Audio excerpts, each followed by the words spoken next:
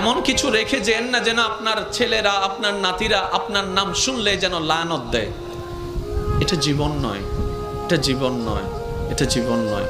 এমন একটা জীবন বানান যেন আপনার মৃত্যুর সংবাদটা শুধু আপনার পরিবারের মুখে চোখের মধ্যে মলিনতা আর অশ্রু আনবে না, শুধু আপনার আশেপাশে পরিচিতরা পর্যন্ত বলবে, আহ আফসোস, আজকে একজন নেককার বান্দাকে হারিয়ে ফেলেছি, আজকে একজন মায়ার মানুষকে হারিয়ে ফেলেছি, আজকে একটা মমতার মানুষকে হারিয়ে ফেলেছি। যেভাবে সিদ্দিকে আকবর দুনিয়ার থেকে যাওয়ার পরে জগৎ কান্না করেছে, ফারুকে আজম যাওয়ার পরে জগৎ কান্না করেছে, ওসমান ও আলী যাওয়ার পরে জগৎ কান্না করেছে, ইমাম হোসেন কারবালায় শহীদ হওয়ার পরে 2005 সালে চট্টগ্রামের মানুষ পর্যন্ত কান্না করছে।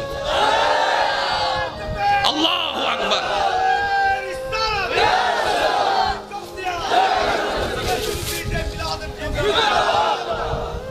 কে দিছে?